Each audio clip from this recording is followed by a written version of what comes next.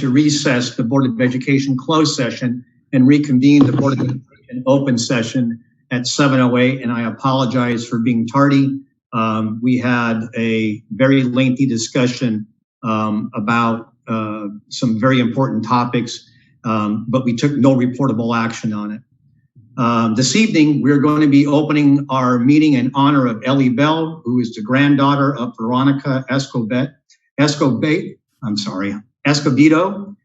who was born Friday, August the 7th, and came into the world at 8 pounds, 10 ounces. And welcome to the world, Ellie.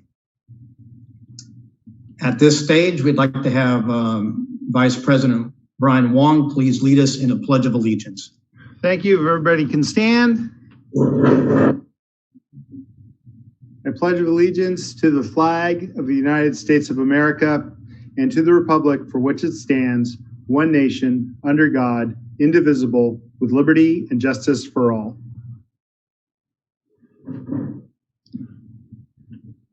I think everybody is in their places. And as I said, we were in closed session and took no reportable action. Dr. Terosian, is there any order of business changes? There are none, President Hammond. Thank you. I'll entertain a motion for the approval of the minutes. So moved. Second. There's a motion and a second. Is there any discussion? Ms. Huff, will you please call the roll? Vote. Board Member Gilliland? Yes.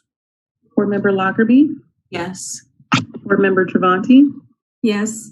Board Member Wong? Yes. Board President Hammond? Yes. Motion carries 5-0. Up next is recognition and communications. Unless I missed, were there any board reports?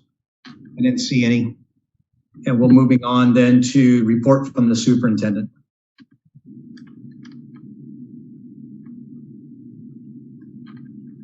Thank you, President Hammond, members of the board. First, let me turn on my screen.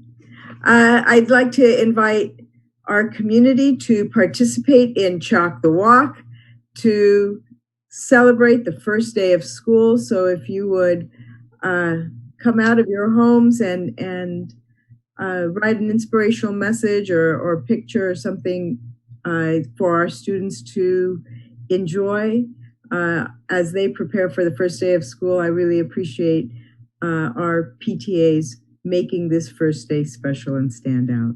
So please join us in Chalk the Walk. Next slide, Ms. Huff. Are you going to give your report now or informational reports? Oh, sorry. It'll be in the informational reports. Thank you. Right again, Ms. Huff. So Kathy, is that the end of your report from the superintendent? It is. Okay, thank you.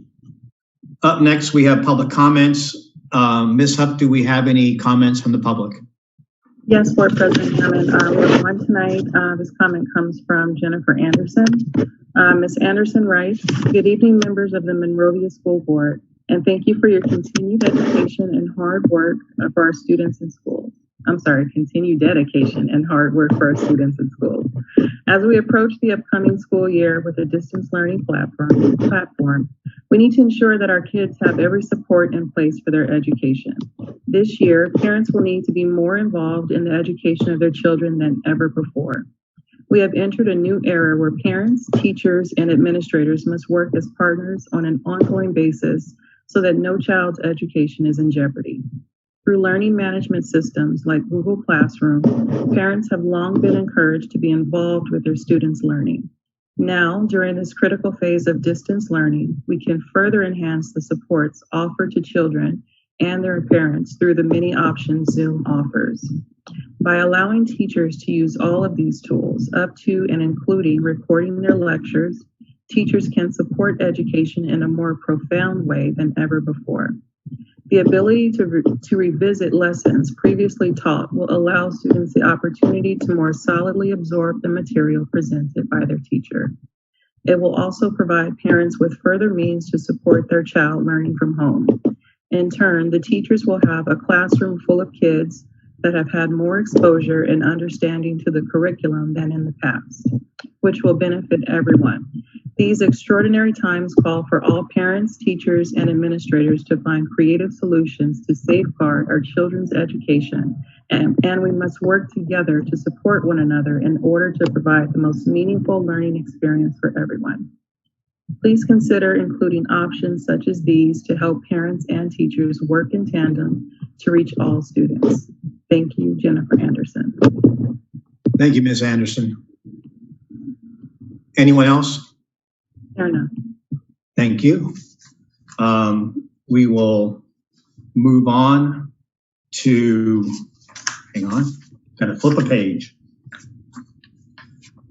We will move on to informational reports and Dr. Tarosian. Thank you, President Hammond, members of the board. Each week we've been providing some information about the distance learning planning that we're doing for the spring. And today is no different. I want to always begin with the guiding principles with which you have established our vision, and that is making sure that there's a continuity of instruction and services.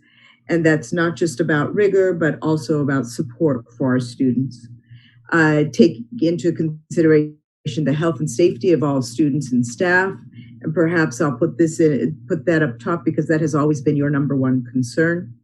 Access and equity for all students, regular communication with internally as well as with our community and parents, and offering flexibility and grace as we move forward in this new environment. These are the guiding principles that have allowed us to plan thoughtfully for the future. And these were the principles we took into consideration when planning for our summer programs. And what today's presentation highlights is how different and how much more effective we are when we have the opportunity to plan for an actual distance learning process. Last year, we were all in a state of crisis and all expecting to return every 3 weeks or so. And so it made it difficult to plan for the future.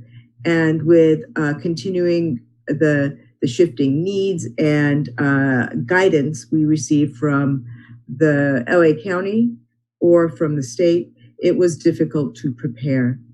I'd like to show you what happens when we are able to prepare. So with that, Ms. Huff, the next slide.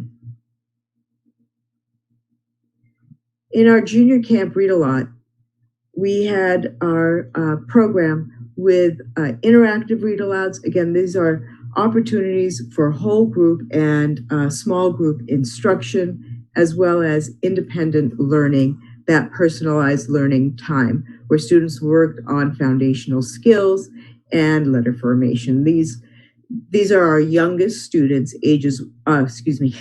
grades 1 through 3, and for about a 4-hour period from, let's say, 8 to noon, and over Zoom. And next slide, please. I'd like for you to take a moment to take a look at their growth. Their average growth was extraordinary. And this is very similar to the growth that they'd experienced in years past. In fact, our attendance in junior camp read-a-lot, Camp Infinity was comparable to that which we've had in years past with over 300 students. Next slide, please. Can I just ask a question? Because when words pop up that you don't normally use in the English language, like on the last slide, Alexile, could you tell people what that is? You know, I was fairly certain I was going to need to ask Dr. Kaiser for help, but Dr. Kaiser, please correct me if I get this accidentally wrong. The Lexile is the band of growth for students in terms of measuring how they're doing in their reading, in this case. And so students typically need to measure, and we look at their growth patterns. And so here they are at that 155 lexiles, where on average, they grew 155 lexiles, where on average students grow far less than that in an entire year. Just one more thing to note is that this is the lexiles are indicated, or an indicator of the way that the reading is measured using the tool, the reading inventory, which you see on the slide. And on the bottom of the slide, it shows that 75 to 100 lexiles per year is what we look for as we're looking at a student's growth. All of the students in our system take the reading inventory, including our middle school students and some of our high school students. And so this is a fairly reliable instrument, and this is the instrument that we have used to measure the growth of our students over the last 5 years since we started our academic intensive camps during the summer months. Thank you for the assist, Dr. Kaiser. I knew I could count on you. In the next slide, we'll see also the same reading inventory and identifying in terms of a pre-test and a post-test within that month, the amount of growth and how many additional students attained proficiency or advanced through the learning. Next slide, please. In Camp Read A Lot, these are our students in grades 4 and 5. And again, whole group, independent work, small group instruction, and working on some of those skills. Next slide.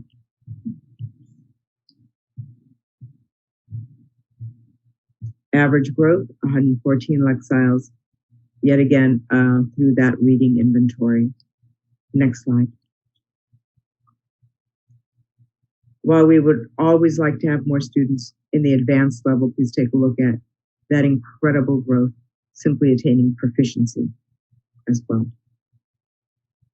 All students who were pre-tested were also post-tested, by the way. It's not like there was any kind of skewed data. Camp Infinity is where we focus on math, and SWAN Math is our curriculum. And again, whole group, small group, and practicing with fluency. Next slide, please. And according to the measures that we take through the SWAN Math assessments as part of the curriculum, we see growth there as well. Not as great as we saw in reading, but I am particularly impressed by the amount of growth, the reduction, in the red. Can I ask a question? Absolutely. Why isn't there as much? Stand by. Pardon? I was telling Dr. Kaiser to stand by. Do you have an idea of why there's not as much growth in math as there is in reading? I would posit that the growth is in the increase within the yellow areas, with the basic moving from below basic to basic. So when I suggested there wasn't as much growth, it was in proficiency and advanced, but we, through this program, increased incredibly those who were below basic into basic. I didn't mean to point out, I wasn't implying that there wasn't growth, and I wasn't implying that there wasn't some great improvements that are notable. Mm-hmm. But it's different in math and in reading, and I want to know if we know why. So what I would do is circle back to the slides and identify the amount of growth per group, and then actually do a comparison, which I'd be happy to do for you next week, because that too would be helpful in terms of our own analysis. We're simply so excited to see these results that I couldn't wait to share them with you, because it substantiated, or validated the work that we've been doing and testing out our hypothesis of if we plan structured time and focus on not only relationship, but rigor, and provide the supports necessary in a more thoughtful, consecutive manner within the classroom, providing coherence and support, will we see different results? And therein you see it. Next slide, please. The math inventory is the math version of the reading inventory, and you see here also some very impressive results. Next slide, please. Simply want to continue to add what our next steps are going to be in terms of the distance learning. We are continuing to explore what learning pods will be like, and I do not have anything to report on those this week. Next slide, please. And we have updated our acceptable use policy, and we will continue to develop each of these appropriate board policies, streamlining communication, because this really is incredibly important for us to make sure that we are effective, not only in our communication, but in receiving feedback from staff, from students, and from parents, so that we can inform our processes.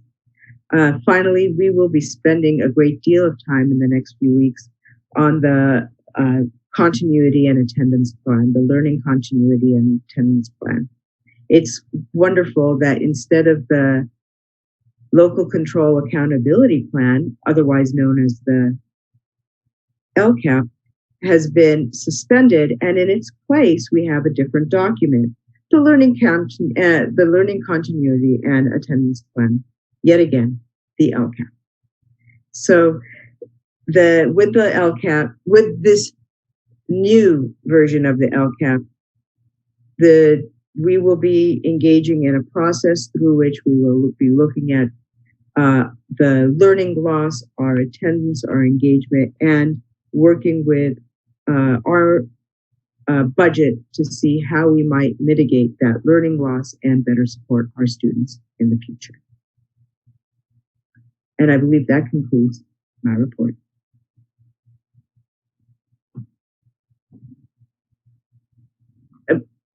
Ms. Lockerbie, did you have a question? I do have a question. Here on this slide that says establish a feedback loop, who would be in that loop? Parents, students, and staff. Our subcommittees will be continuing to work well past that first day of school. Assuming everything goes swimmingly, they'll start working on the hybrid model to present to the board. Assuming things do not, we'll continue to refine and revise, because what we are very excited about and believe very strongly in is the flexibility within this model and the ability for teachers to manage their lessons with that time that they are given, because certainly nobody expects any student or any teacher to sit in front of a camera for 4 or 5 hours and either receive information, interact, or provide information. So we will continue to adjust and refine what it is we do. Well, and that leads me to my second question. And you just mentioned it now, and it's also on your first slide. Ms. Huff, would you mind terribly going back to the first slide?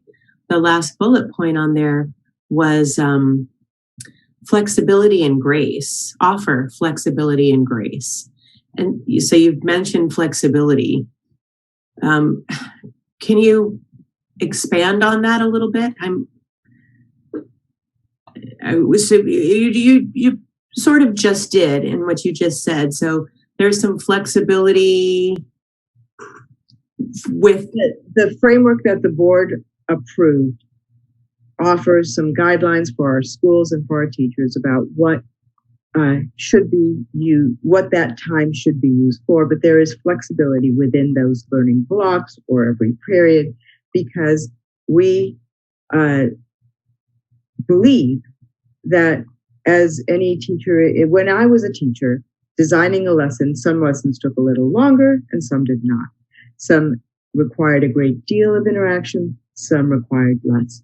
So building in the flexibility within each of the models to allow teachers to design their lessons that would best meet the needs of the students is exactly why our subcommittees designed them as broadly as they did.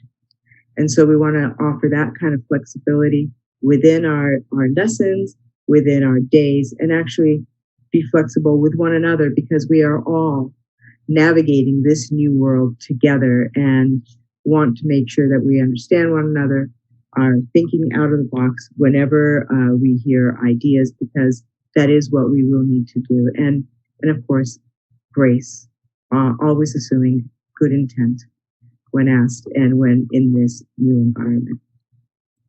Thank you for expanding on that. I think that was important, and I appreciate you sharing those ideas and that what the framework is. So thank you. Any other questions? Thank you, Dr. Troisi.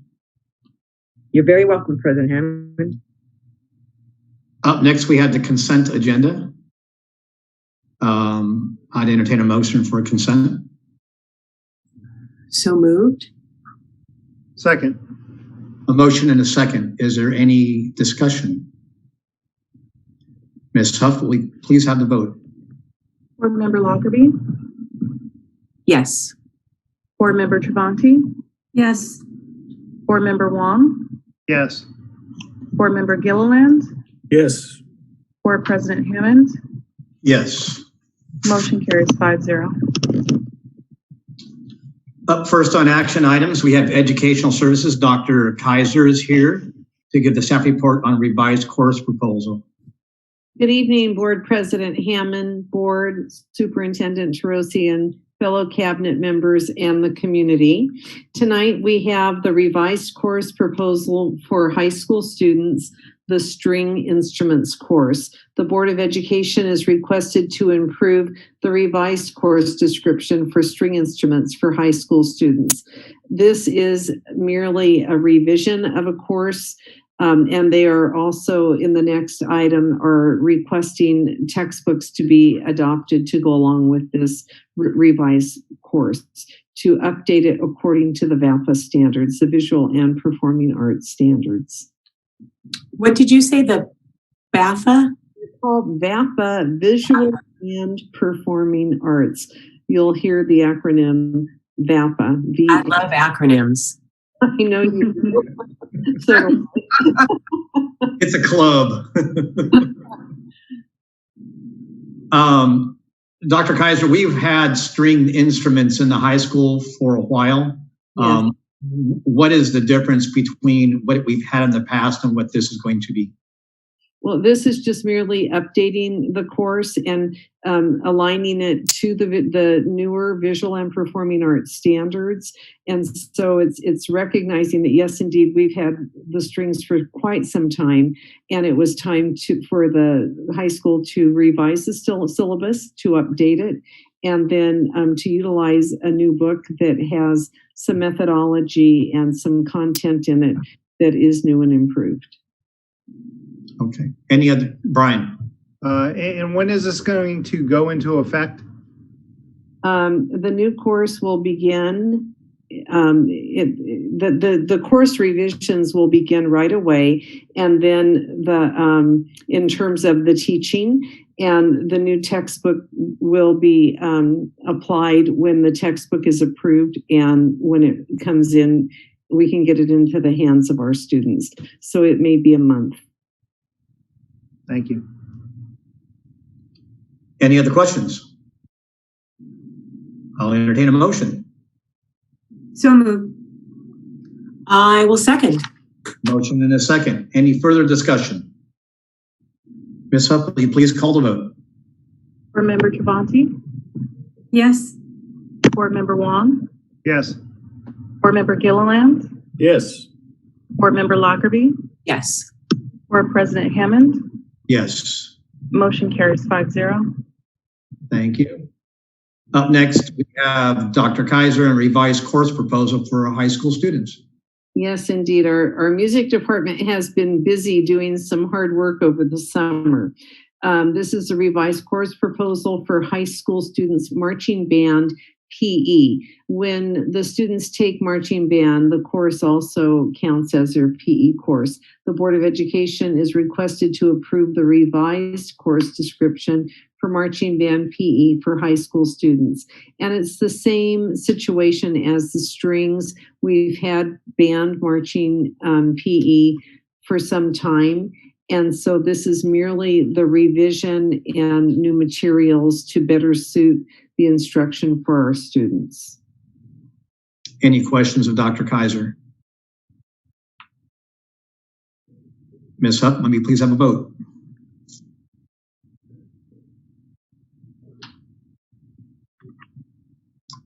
Ms. Huff? You need a motion? The motion. Oh, I'm sorry. I forgot procedure. I got so excited here. Okay, may we have entertain a motion? So moved. Second. Okay, and is there any more discussion? And Ms. Huff, we can try that again now. All right. Board Member Wong. Yes. Board Member Gilliland. Yes. Board Member Lockerbie. Yes. Board Member Travanti. Yes. Board President Hammond. Yes. Yes. Sorry, thank you. Motion carries 5-0. Okay. Up next, Dr. Kaiser, public review of a textbook. Yes, this is the public review of the recommended textbook for the string instrument and the marching band PE. The Board of Education is requested to accept for public review prior to adoption the following textbook, Habits of a Successful Musician, for use in the following high school courses, string instruments and marching band PE. And again, this is the newly aligned content that aligns to the visual and performing arts standards. And might I note too, the funds that will be paying for this are from our lottery funds. Just as a comment on the lottery funds, it's the same money that our budget was cut from to align with the exact same amount of money that we got from the lottery funds. It is not a windfall of money that we got. It just replaces what we had. Just want to be clear on that. More of a statement than a question. Any questions of Dr. Kaiser? Yes. No, I just have a comment. As a former marching musician back in the high school days, I guess we've come a long way because I don't remember ever being issued a textbook in music. It's nice to, right? It's nice to see that it's a well-rounded experience. So thank you for presenting this. Any other questions or comments? I'll entertain a motion. So moved. Second. Motion and a second. Any discussion? Ms. Huff, may please have a vote. Board Member Gilliland. Yes. Board Member Lockerbie. Yes. Board Member Travanti. Yes. Board Member Wong. Yes. Board President Hammond. Yes. Motion carries 5-0.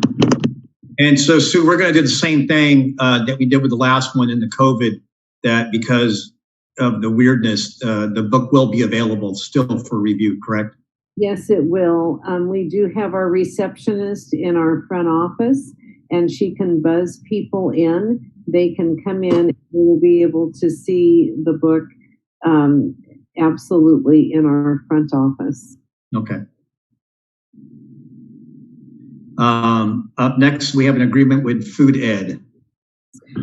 Yes, and this is a really exciting opportunity that our schools have.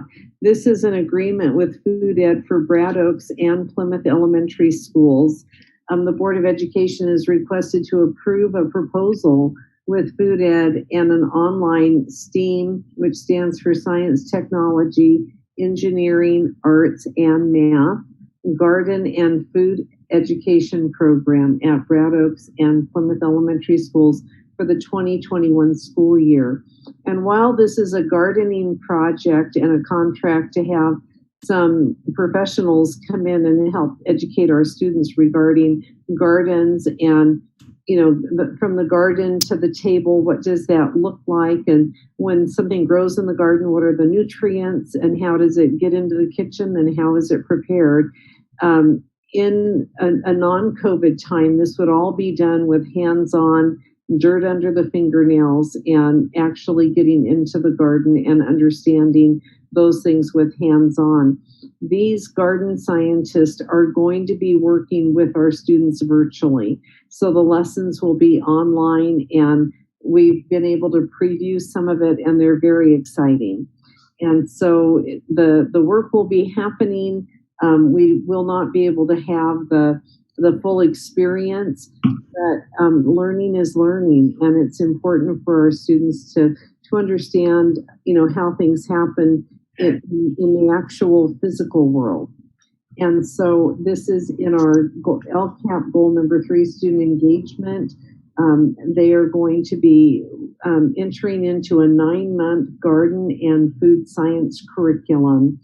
And with this, they're going to be utilizing some of the next generation science lessons and activities, which is especially important for Brad Oaks, our newly named Science Academy.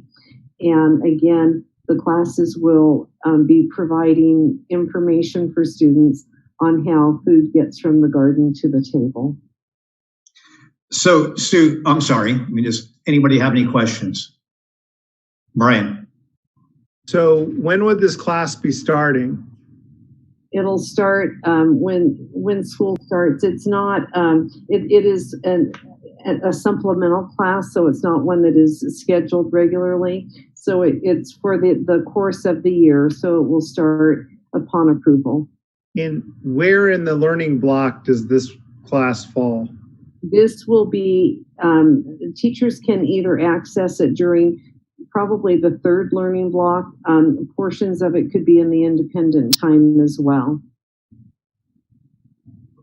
So we'll have an outside group or person who will be teaching this class? In conjunction with our teacher. So it's not completely, it's not something that happens outside of the purview of the teacher. So it's with the teacher. Okay. So anybody else have any questions? I'm trying to understand. I know that it's the document that was shared with us is either online or in person, you know, when we get to that point to be in person. So do you envision some of it actually being outside and they have a computer in the garden and they can point out certain things? Or is this like pre-recorded type sessions and flip grids and things like that? That I think, I'm guessing, a K-5 student would be much more engaged at that point, especially if it's in the 3rd block. If you can incorporate some of that live action demonstration in the gardens, actually pointing out the plants, actually all that type of information. Yes, my understanding is that they will be working in the garden at the school. So it's not just any old garden. The gardens will actually be growing at the respective school sites because the contract is the same as if they were on site. And then some of that learning, they'll be using some videos, some of it will be interactive, and it will be again under the purview of the teacher. Okay, so they'll be able to see the growth in the garden, in their garden at their school. Mm-hmm. They just won't get to smell and taste the food and get their hands dirty. All right, thank you. Any other questions? Thank you, Maritza. That was the one I was getting to. Sorry. No, that's perfect. It got answered. Any other questions? Entertain a motion. So moved. Second. There is a motion and a second. Is there any further discussion? Ms. Huff, may we please have a vote? Board Member Lockerbie? Yes. Board Board Member Travanti, Yes. Board Member Wong, Yes. Board Member Gilliland, Yes. Board President Hammond. Yes. Motion carries 5-0. Up next, we have an agreement with Food Ed for Santa Fe Computer Science Magnet School. And do we have a guest presenter here? Or is it Sue again? We have a guest presenter. I believe Outstanding. Jeff is in the room somewhere. I'm right here. Good evening, President Hammond, Monrovia Unified School District Board of Education, Monrovia Unified School District Cabinet. Can everyone hear me? Perfect. Mr. Puvakin, may I have the ability to share my screen? Let me see. I do. Okay, so I'm going to share a brief presentation for you about the garden and then what it will do for Santa Fe and also some other great things, just like you heard that Food Ed can do for us here at Santa Fe. So let me just get to this. Can everyone see my screen with the Food Ed presentation? Yes. Perfect. All right. So there are two phases to this project from Food Ed. Food Ed is a nonprofit spearheaded by Dr. Kristen Ritzow, who is also the coordinator and developer and creator of the Monrovia Community Garden located on the corner of Magnolia and Colorado in front of the Mountainside Communion Church. If you haven't driven by that site, you need to. She's transformed it. It's amazing what she's done there. And so what's going to happen at Santa Fe is the first phase is a pollinator garden. And so the pollinator garden will be planted to attract pollinators to spread pollens and nectars. And these are essential habitats for food science. If you don't have pollinators, you can't have food. And you can see that the U.S. Department of Education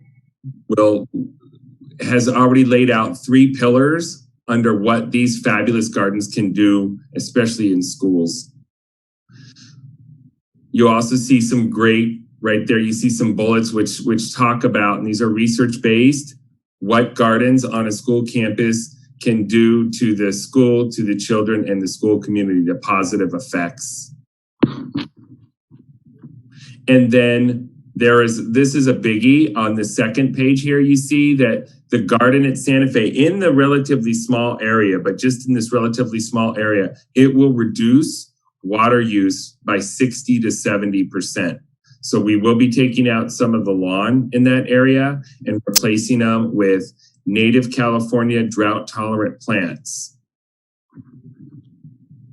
Here's the plants that will be going into the pollinator garden. There's milkweed, California lilac, penstemon, monkey flower, buckwheat. And notice these are a lot of California varieties, right? Of course, fescue, something a lot of us have in our front yard, but this is more of a decorative variety. And sunflowers. Whoops, sorry about that.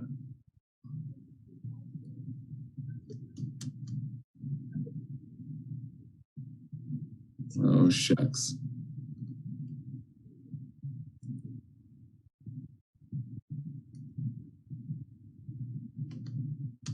Oh, I've lost my presentation, darn it. Here we go. I just wanted to finish showing you the final page of the flowers there. And so pollinator gardens can also, one of the main pollinators it attracts are butterflies. When this is installed and flourishing, Santa Fe could apply to become a monarch way station, a stopping place for the monarchs as they migrate. So these are the facts about the garden itself. And then, real quick here,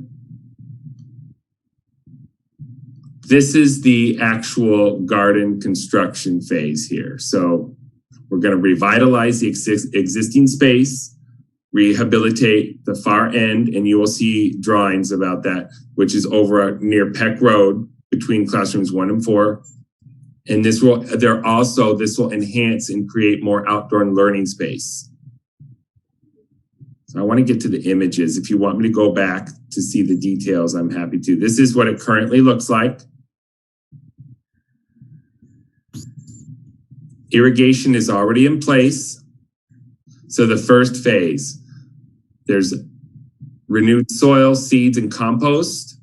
And so the beds that are there, and when we were just talking about what happens at Plymouth and Brad Oaks, I think Dr. Kaiser might have mentioned something about tasting the food. Previously, when those beds were active, Mrs. Monhe, our science teacher, she did grow food and the students did eat it, and she has conducted experiments. So we want to bring that back on a larger scale so Santa Fe students can absolutely connect to their science curriculum, this garden, as well as the fabulous new STEM lab. There is, and you might remember when you visited last February for the grand opening, this STEM lab has in it a food science module. So there's some powerful connections here that we're trying to build on campus to things that are already existing, and then moving forward, what will continue to develop. So here's phase one. If you see up on the top of your screen, that's Peck Road, okay? And then the right of your screen, that's Duarte Road. So that back wall, which I'm just going to go back up just so you can get an understanding here, where you see where it says Santa Fe, that is where the pollinator garden will be. That's the top of this rendering here. And then you see how the beds are going to be revitalized and how there's green space. And this learning space as well, this outdoor learning space, so that the science students can come outside. And I think what I would guesstimate 85% of the 180 school days in Monrovia, California, we can learn outside, right? So these chairs, they're plastic, but a class set of these chairs is part of this proposal as well to enhance, promote, and support outdoor learning. Likewise, the umbrellas are part of the proposal as well. And you can see the Santa Fe letters there. The Santa Fe letters will also be rehabilitated. There's a great shot of what the pollinator garden will look like. And you saw every single plant that'll be in this garden. Obviously, in this rendering, the tree looks a lot fuller and more mature than it will be when planted. Here's the scope of work. The estimated time of the work is about 4 to 5 weeks, say a month. So rehabilitating the bed, salvaging the lettered sign. Also signage. Board members, signage is going to go in sort of like when you're at the Arboretum. And so another learning piece is all of the plants in the pollinator garden will be accompanied by signage, where it will explain to not only students, but anyone visiting, a visiting staff member, a community member, anyone that comes there will be able to read the signage. Oh, this is milkweed, and milkweed is a pollinator, and this is the one plant that monarch butterflies eat. You know, and so it will also give some educational information to what the contents of the garden. Here's the responsibility of the school, and then the project costs. And I'm going to scroll down so you can see the costs. I'll be happy to move this back or forward or answer more questions. All of the plants are native. They're all sustainable, drought-tolerant, non-toxic plants. The ongoing maintenance that you see for $2,500, that's an option offered by Food Ed if the school site would like to pay for maintenance provided by Food Ed. I think that there's a valuable, a ripe, if you will, pun intended, opportunity to get students involved in the maintenance. Lots of opportunities through, say, an after-school garden club, or even opportunities through science. This begs the question of an ecology elective. that source, although our school is really full with electives and we're fortunate for the opportunities we do have. But I think that this is a small part, a bridge to a great future of things we can do to use existing space to enhance education. Can I ask a question, Dr. Z? Yes, Board Member Lockerbie. That I can't see it. That last box. Ongoing maintenance. There it is. And replacement materials for 12 months for $2,500. That's to have food ed come and maintain the garden. Does that mean excluding kids? I mean, do you have the option to have them maintain it for 12 months and incorporate the kids into it, assuming that we were in a physical, if we were allowed to be physical? A great question. Absolutely. Absolutely. This is an additional, and I clarified this today with Dr. Ritzow what this is. This is somebody coming, the school's busy, we don't want the garden to go by the wayside or get overgrown. They will test soil levels. They will ensure that the plants are growing properly, if they need pruning or if they need any sort of maintenance that might go above and beyond, say, our MUSD grounds crew mowing the lawn and edging that area. But, I really like your thinking. I think it's a powerful opportunity to get students involved. There's always, there's always intentions in reality. And I've got a lot of dead garden spaces left in my wake.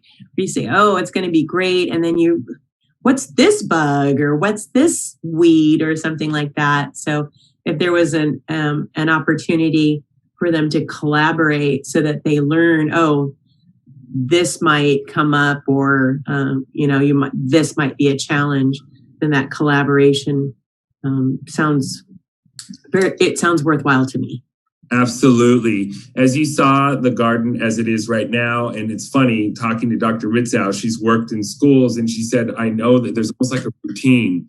The school garden gets spruced up for spring activities, open house and the like, and things are going really good for a while. And then over the summer, especially a hot, dry California summer, hot, dry fall, it starts to look less than how we want it to look exactly. And so, ongoing maintenance is definitely something where we need to, I think, work both collaboratively and make sure we do have a sustainable plan.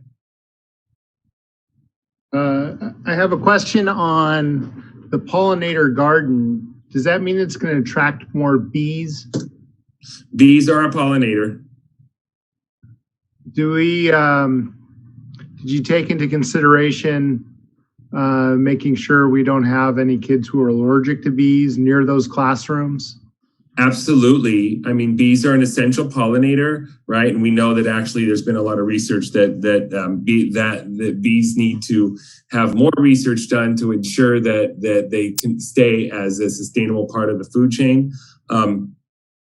We do have procedures on campus with EpiPens, and that is something that I have looked into just as far as being aware of it, making sure that staff could be trained. I've been trained previously on EpiPen, knowing who the any students with bee allergies are, and then being able to coordinate, communicate with parents so that we're on the same page. I do have experience something like this previously, so I am familiar with and what you're asking and the parameters to make sure that safety protocols are in place. Great, thank you. Thank you, Board Member Wong. Maritza. Yes, hi Jeff. Thanks for being here tonight. My pleasure. These renderings are beautiful, I have to say. This will do a lot for the students and morale when they get back to the actual campus. I do have a couple of questions, though. It does speak to the fact that we need to provide the container to remove grass. In the renderings here, I'm still seeing a lot of grass. So can you point out where the grass is going to be removed from? So it's just this area here. Okay. So where the garden is going. Correct. And yeah, I don't want to take up too much time this evening, but I do have a phase 2 that has less grass. Okay. Let me see if I can. Good to know. Just real quick, this is a phase 2. Again, this is great that Food Ed has really, planned big and dreamt big about a future. You can see where there is much less grass. Okay.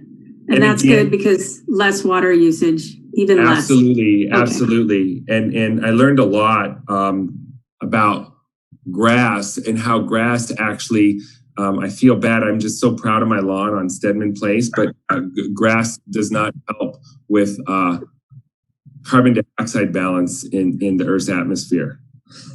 Dr. Z, a lot about microbes. Marissa, are you done?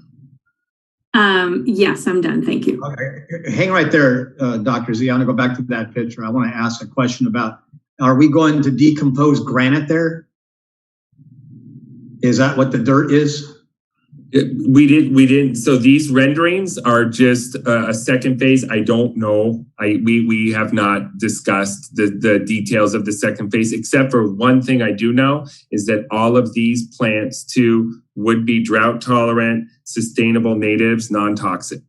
And the plant, that's great.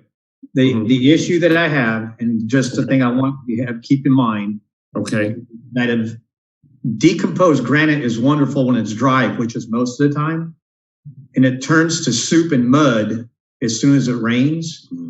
And how to keep your students from going through there on the soup and mud days that goes right into your classroom that increases the cleaning of the classroom. I mean, I love this, but I just want to make sure that we're cognizant when that thing gets wet, if it's decomposed granite, you're going to have a little bit of a mess. I appreciate that thinking. I will just share with you, one of my pet peeves as a teacher and administrator is wet students, wet, muddy students. I feel that. And so one of the things that this does ensure is the eaves and the cement under the eaves there are all still intact. You can get to all rooms without having to go through a garden. But this is a middle school and it rains very infrequently in California. Rain is a novelty. And so muddy, decomposed granite invites that almost, doesn't it? Yeah. Just a thought. So when we get to that point, that'll be a good discussion item, most definitely. Thank you. President Hammond, I did have one other thing I just remembered. And that was you have a plan for storing the Adirondack chairs and the umbrellas during downtime, whether it be winter break, spring break, summer break, all that. You have a plan for that? Yes, we were talking about that today as well as I was reviewing this plan. So if you go there to the left, on the left side of this, there's ample storage space, as well as on the far up by the gate in the far by the Santa Fe sign, to the right of the Santa Fe sign, you see a gate. Over on that side, there's 2 storage spots. Exactly. That's a great question too, Mrs. Travante, as far as like summer or just to maintain the longevity of items like umbrellas and plastic Adirondack chairs. All right, thank you. And it's just a comment, Jeff. I want to thank you for bringing us a non-COVID item that gives us hope that we one day will be back in school and this will be pertinent. And I cannot express to you, I'm really happy to look at something that's non-COVID right now. And because it'll spruce up your campus and it's going to be wonderful. So thanks for that. And Dr. Z, I just wanted to say thank you because this is beautiful. I'm super excited about it. And I really appreciate it because not everybody has access to green spaces in their lives, ever. Not everyone, I think I lost him. There he is. Sorry about that. Not everyone has access to green spaces and lush gardens and food from the garden and a quiet place away from, you know, the cement and the cars and things like that, to sit peacefully if it's just for a minute in between classes or during lunch. So this is beautiful, and I really appreciate it. Thank you. Looking forward to it. I agree with that too. Green space. Santa Fe does have a lot of cement, a lot of blacktop, which is good, but a green space is always a welcome addition for our kids, right? I think the mental health and wellness and mental health benefits not only for our kids, but staff and community as well. Any other questions or comments?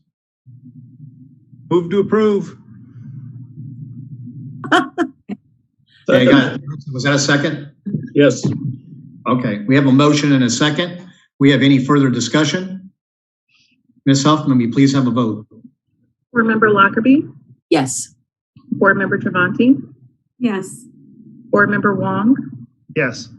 Board Member Gilliland, Yes. Board President Hammond. Yes.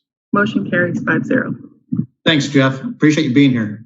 Thank you very much. It's nice to see all of you. Thank you. Bye. Bye-bye. Up next, Connie Wu, revised adopted budget for the 2021. Good evening, Mr. Hammond, Board of Education, Superintendent Dr. Torosian, cabinet member, committee member, staff. So Education Code required the district to revise our adult budget within the 45 days after governor signing of the state adult budget. This year, there's some changes compared with the governor's final state adult budget versus his May revision proposals. As a result, the district revision has some changes compared with the adult budget. The first major change is the CORA. Back to May revision, the governor proposed negative 7.92% for the CORA for our LCFF funding. The final budget, the CORA becomes 0. So that will increase our funding from the state in the LCFF calculation. The other thing is the ADA hold harmless. As the district experienced years of decline in enrollment, ADA hold harmless, which means that in 2021 school year, although Monrovia Unified School District continued declining enrollment, we were able to use 1920 school year's AD up to the end of February before the COVID-19 pandemic started. Sorry, Ms. Hammer, I mentioned COVID-19. So the next one is the interest income. We all know that the federal lower interest rate nationwide for a couple of times. As a result, the district adjusts our interest income accordingly for the 3 multi-years. The routine restriction maintenance calculation the method has changed. It allows us to exclude a portion of the state on half of store contribution, which means that lower district contribution for that program. Next slide, Ms. Huff. So here's a comparison between the adult budget revenue versus the final revision. Tonight we request board approval. So for LCFF for 3 years, and starting 2021, we are almost a $4 million increase because of quota from negative 7.92 to 0, and another 4.3 million, and another $3.8 million because of the quota changes. Again, as I mentioned that routine restriction maintenance, also RRMA, the acronym, also reduced due to the calculation changes. Next slide, please. Mr. Hammond, do you want to stay for a couple minutes for this slide? No, there is a disruption in the sound, and because anybody else hear it? I don't know whose speaker it is. Charles, can we look at that? I'm gonna look for it. Yes. Okay. Go ahead, Connie. It was hard to hear, so I needed to lean into the speaker so I could hear it. Okay, so I'm trying to speak a little bit louder. So we also updated multi-year projection because of the revenue changes. So we the 2021, 22, 23 mainly the revenue side. So as a result, we did not make significant changes for the expenditure side except the routine restored maintenance for the contribution and expenditure. As a result, our deficit from 3 years and reduced from 14 million with M back to May revision adult budget approved on June 10th. Right now, as the revision to $2.5 million deficit. Next slide, please. So what is our plan? Our plan is we present for board approval for the adult budget revision. And as the county also would like us to pass the resolution, which is my next agenda item. And we are in the process of post 1920 books. So we will present for board approval on September, which is next month's board meeting. As is required by the resolution, the district will come up with a budget reduction plan and submit for the board when the board approves district 2021 first interim report, which is scheduled on December 9th.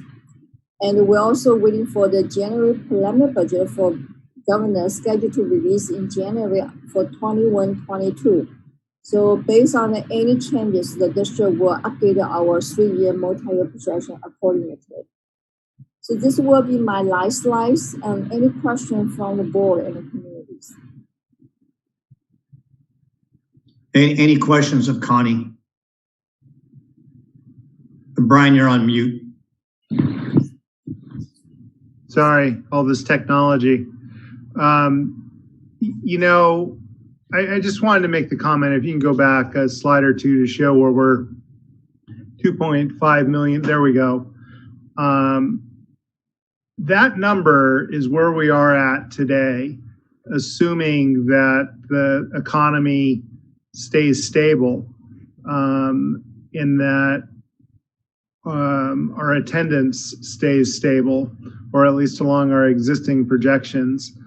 I think that we are going to have a lot of things to deal with in the coming year. There's a chance we're going to hit a mid-year budget cut, which will throw things into a tailspin. I just don't want people to get complacent that we went from $14 million deficit down to $2.5 million deficit, that things have really gotten that much better. Just as a reminder, that's the equivalent of about 30 teachers, just for people who are trying to quantify what that means. So we need to really stay on top of what's happening. These interim plans, I think, are going to be difficult. We have no clue what our true expenses are going to be for this year. So although it seems like we're getting a lot better, I just think we need to stay vigilant. That's it. Brian, your comment is well taken, and if I can, this is a best case scenario look as it looks today. If we had to go into the future and start guessing, we would probably miss the mark. So you're right. This is something that we have to stay up on. We have expenses right now that we've never had before, and we have to be very, very careful. And it's not that they're frivolous expenses either. I mean, we have a lot of electronic stuff that we have to purchase to make sure that everybody has the ability to be in the classroom. So that's just one expense. There are going to be cleaning expenses that we've never had before, like we're going to have. And all that's going to chip away at an already $2.5 million deficit. And we haven't even begun to get to what the revision for December is going to look like. There will be another budget revision in December, and historically, it hasn't boded very well when there's been a dip in the economy, and we all know there's been a dip in the economy. Anyway, any other comments, Maritza? Well, yes, I just want to mention, the elephant in the room. This is based, like you both said, on the enrollment that we currently have, or we think we're going to have beginning this school year. That very well could be a different scenario come towards the end of the next, or when we do have the next proposed budget. It may be very different with those projections. So this is such a moving target. And like you said, although 2.5 looks better than 12 million, it's still a huge hit, and it's still going to make an impact. So all eyes on enrollment, and we were already prior to COVID in a declining enrollment trajectory. So this is definitely very serious here. Any other comments? Well, and not just enrollment, but also in attendance. If Ms. Wu, are you able to go back a few slides? That one, the second bullet point, where it says P2 ADA for the LCFF revenue calculation. That's how the state calculates how much money they're going to give us based on the attendance for several months, correct, Ms. Wu? Yes, that's correct. So we've got to keep an eye on that. So that's very important. And P2, how long, that's a period of time. How long is that, Connie? That is the cumulative attendance from the first day of school. Cumulative attendance from the first day of school until March? Yeah, normally to the March, basically is a first day of school, cumulative attendance from first day school before April 15 for the four school calendar months. So in our district, normally it's the end of March. Yeah. So it's enrollment and attendance. So ADA is attendance, but it's also the enrollment too that we want to look at, correct? That's correct, because enrollment in certain area, for example, the enrollment will based on calculate the undue students count. So in a different way, both the enrollment and attendance impact the district funding in a different ways. That's what I meant, enrollment and attendance, because I know you guys were talking about attendance. So thank you. Any other comments? I'll entertain a motion. So moved. Second. Motion is second. Is there any other comments? Ms. Huck, let me please have a vote. Board Member Travanti, Yes. Board Member Wong, Yes. Board Member Gilliland, Yes. Board Member Lockerbie, Blaine, Wait, you're on mute. Sorry. Yes. Board President Hammond. Yes. Motion carries 5-0. Honey, and I think it's coming from your microphone. So if maybe get a little closer to it, I hope. Okay, well, we'll do. Thank you. Okay. Up next is the resolution regarding the board's commitment to adopt the fiscal. Yes.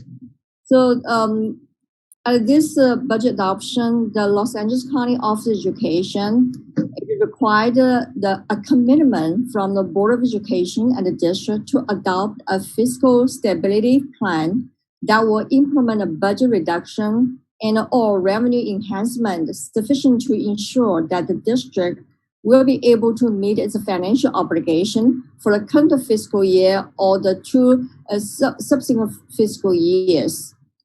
So which means that the legal is because we right now under the budget revision, the district for the 3 years, the district has a deficit for $2.5 million. The legal required the district implement the budget reduction and to make sure that the district have a positive 23 years unassigned unapproved reserve, which means that at the third year, 22-23, there's no deficit. The district budget is balanced. So the district is required to submit a detailed plan for the budget reduction and after the first interim report, which is we will submit to the board on December 9th this year. Any questions, Connie? Just a quick comment. I mean, honestly, this is required of us every year. We have to balance our budget for 3 years.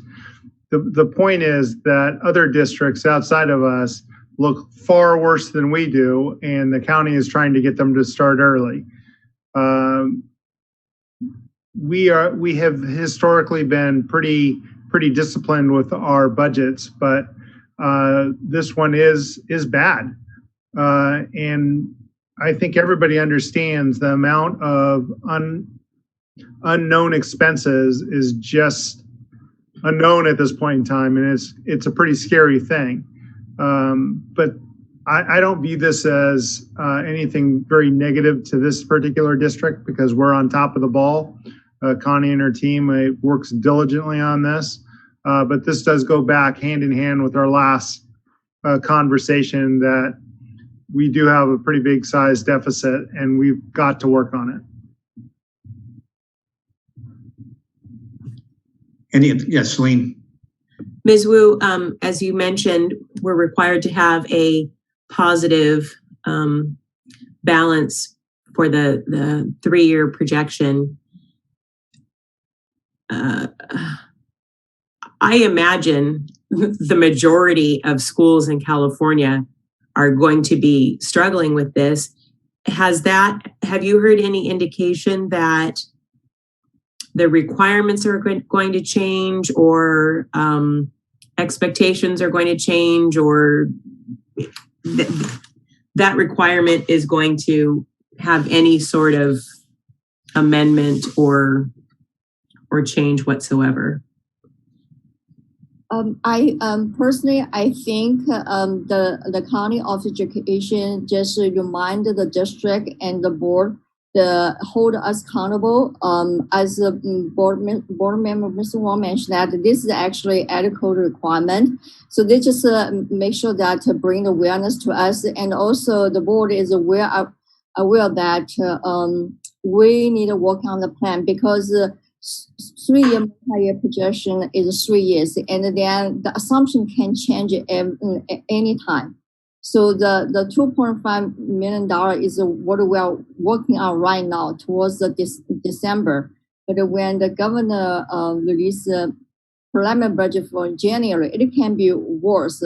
As of right now, I could not figure out it's getting better unless somebody else knows something I'm not aware of. So at this moment, of course, Mr. Lockerbie, I think there will be negotiation because the state, as Ms. Wang mentioned, that we are not in a worse situation, and all the school, California school districts, including the district in Ohio, other side, they all have this COVID-19 pandemic impact.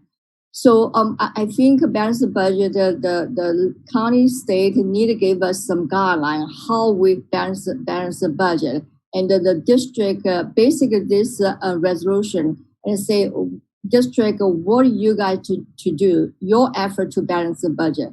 But if the budget assumption getting worse, the state do need to give us some guideline and a way to balance.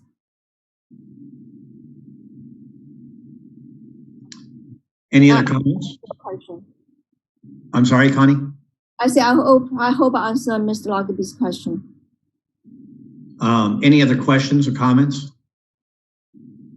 Entertain a motion. Move to approve. Second. There's a motion and a second. Is there any further discussion? Ms. Huff, will you please call the vote? Board Member Wong? Yes. Board Member Gilliland? Yes. Board Member Lockerbie? Yes. Board Member Travanti? Yes. Board President Hammond? Yes. Motion carries 5-0. Thank you. Up next, Dr. Jackson, collective bargaining agreement. Yes, indeed. Board President Hammond, members of the board, Dr. Tarosian, members of the community and cabinet.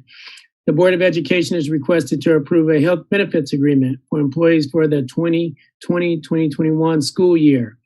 CSEA, MTA, and the district negotiating teams have reached their agreement on health benefits for the current year. The district health insurance includes medical, dental, vision, and life. The average medical insurance premium will increase 2.1% effective October 1, 2020. CSEA, MTA, and the district agree that this additional premium cost will be paid by employees. The contribution formula has been modified so that the employees pay a larger share of the total premiums. Therefore, the estimated district contribution for health benefits will not increase this year. And I just wanted to take the opportunity to say thank you to all of our employees for working with the district during these difficult times as we just finished discussing the budget and the implications towards it. Any questions of Darvin? Entertain a motion. So moved. So moved. Second. We have a motion and a second. Any further discussion? Ms. Huff, please call the vote.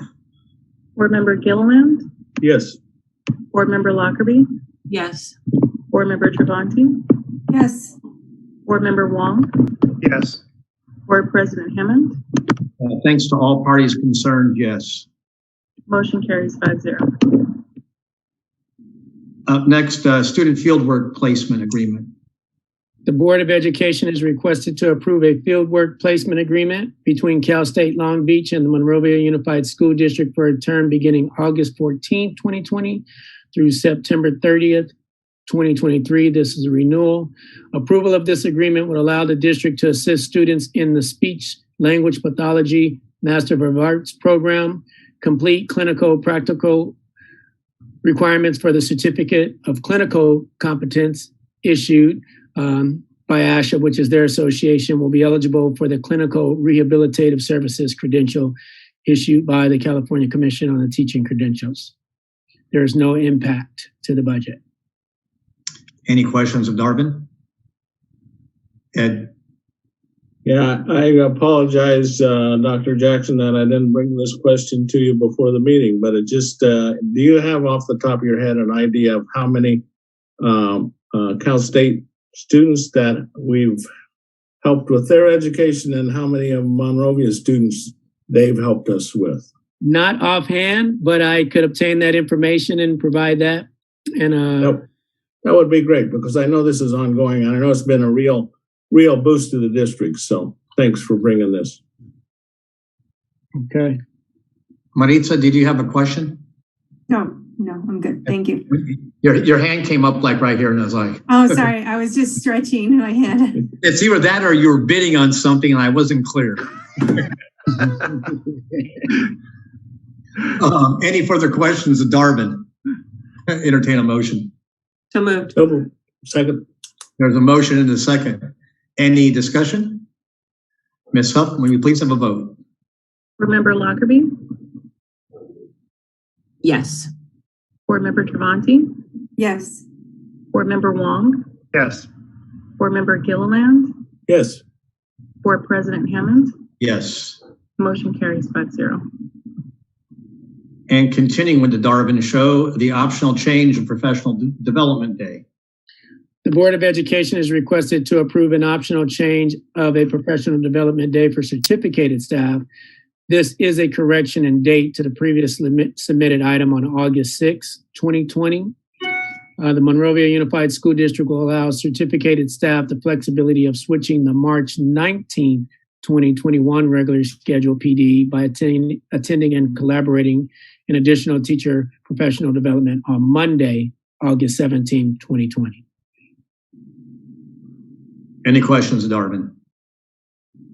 Entertain a motion. So moved. Second. Motion is second. Any discussion? Ms. Huff, may we please have a vote? Board Member Travanti, Yes. Board Member Wong, Yes. Board Member Gilliland, Yes. Board Member Lockerbie, Yes. Board President Hammond. Yes. Motion carries 5-0. Thanks, Darvin. Can I ask a question after we've already voted on this? Why not? Can I? Stop laughing, Dervin. So this is the optional PD day that moved from March to before school starts. Yes. Okay. So in this professional development day, teachers will be offered training on this new distance learning platform, et cetera, et cetera. Yes, and Dr. Kaiser, did you want to speak on behalf of some of the modules that are being created at this time? I'd be happy to. We have now proposed 2 professional development days before school starts, one on the 17th, one on the 18th. Our instructional specialists, Chad Miller and Jen Malgin, have created 4 modules that are about an hour each. There's a half an hour module, then there's a half an hour activity that the teachers complete to practice what they learn in the module. One is on the Google Suite, one is on Zoom, learning how to set the protections and set the Zoom classroom so that the teacher has control. One is on Nearpod, which is an application that teachers are using to enhance their instruction. And the other one is on Parent Square. And so the teachers will complete 4 hours, and that is any time that they want to between this coming month. It's actually up right now. They can complete those modules, and it counts for 4 hours of one of those days. And those are really critical for their learning. 1 hour will be Superintendent Terosian's address to the staff, and the other hour will be a principal setting of the priorities for the year with their staff. So that takes care of 6 hours. The other 6 hours are 6 hours of professional development that principals are in control of, where they are going to be refreshing the professional learning community work that we did all year last year and setting that planning time for their teachers so that they can really be effective and efficient with their time in distance learning. And so it'll be more of a practicum, but that 6 hours on that day will be under the direction of the principal. And the principals have been talking one with another, so there will be some coherence and similarity from site to site, but with individual nuances.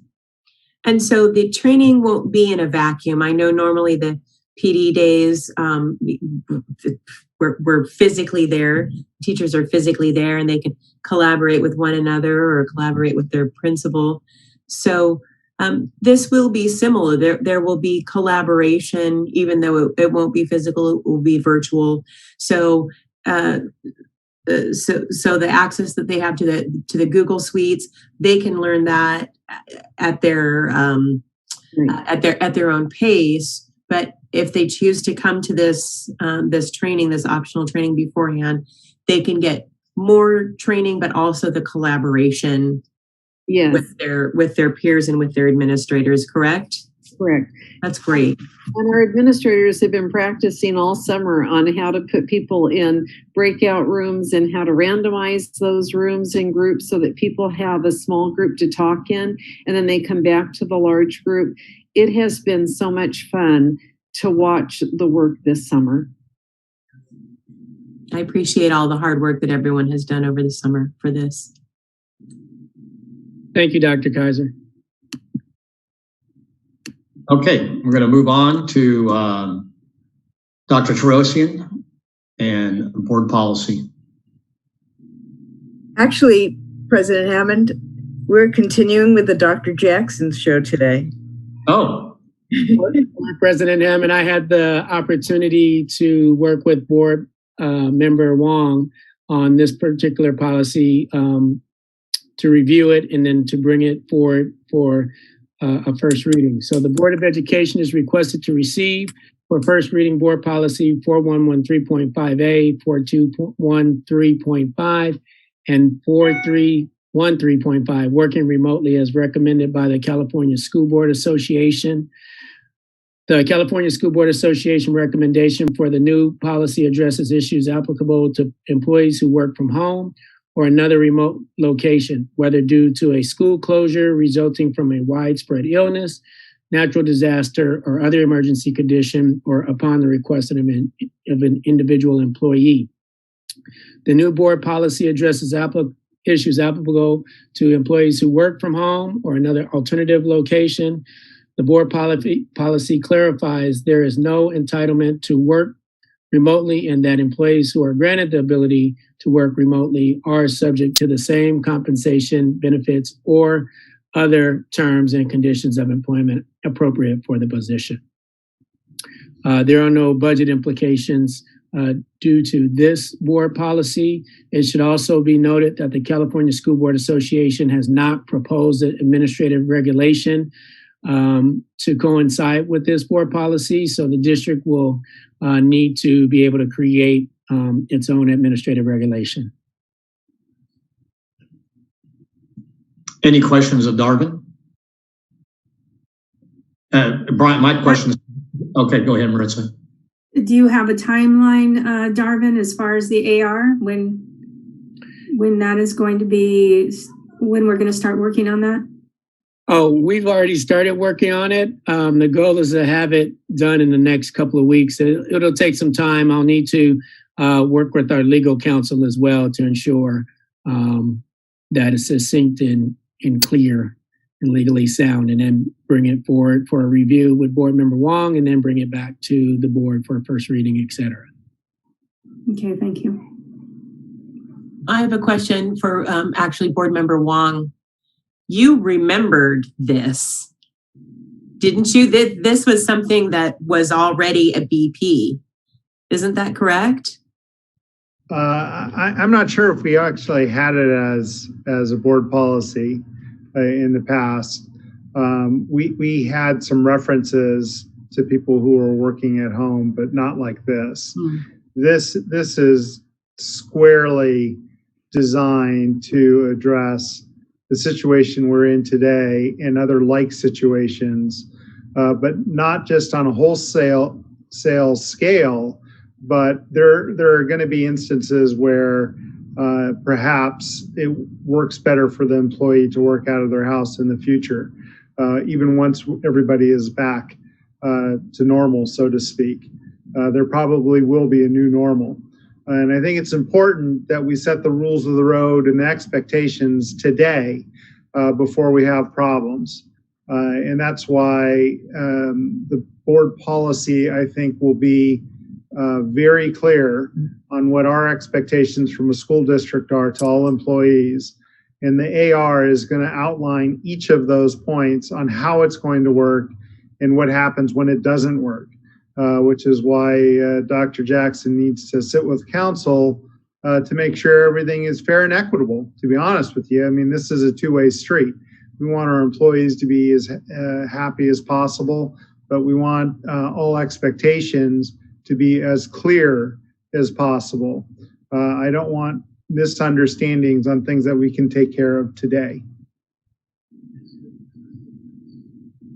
Question I have with, thank you for asking it, Ms. Lockerbie, because that was the same question. Any other questions, comments? Entertain a motion. So moved. Second. Motion and a second. Is there any further discussion? Ms. Huff, let me have the vote, please. Member Wong. Oh, wait, I'm sorry. Wait. This is. I was gonna say something, but yeah, it's okay. I caught it. I guess I get so excited to do all that.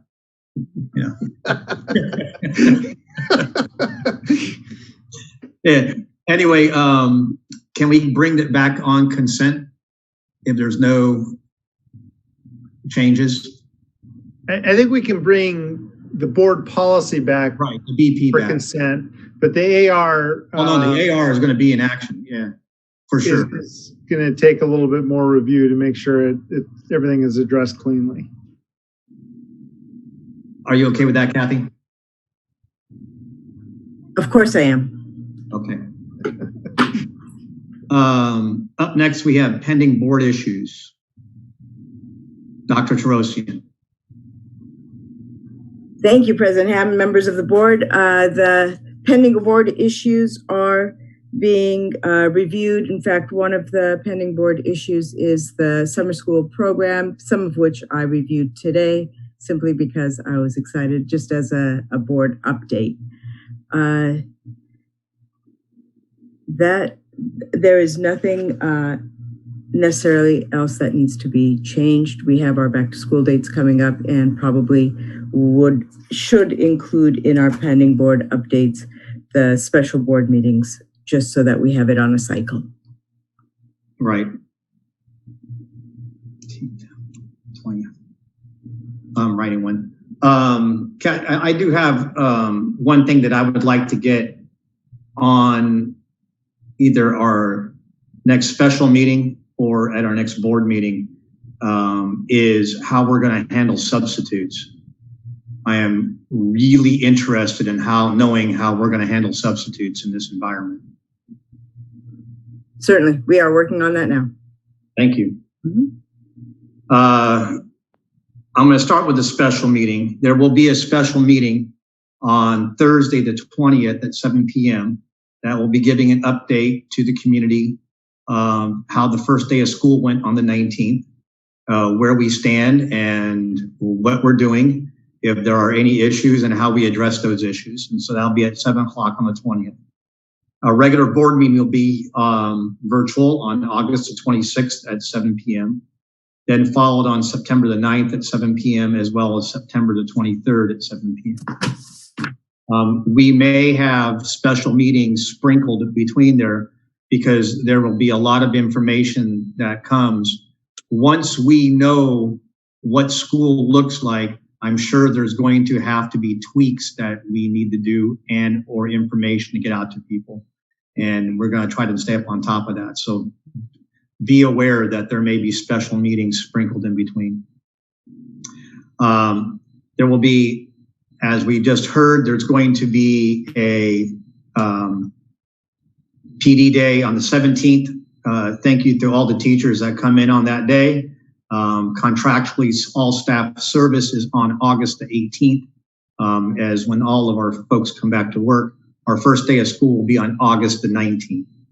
Right now, there are back to school nights scheduled for Wild Rose, Santa Fe, Brad Oaks, MHS, Mayflower, Monroe, Clifton, and CELC. And in that order, they'll start off at Wild Rose on August 25th, Santa Fe on August the 27th, Brad Oaks on September the 1st, MHS on September the 2nd, Mayflower on September the 3rd, Monroe September the 8th, Clifton on September the 10th, and CELC on September the 11th. And of course, they will be virtual. They will not be on campus. We will not be adjourning this meeting right now. I will recess the regular Board of Education open session meeting, and we'll resume our closed session meeting, and I'll come back and adjourn after that's over. And if there's no further business, we'll go into recess.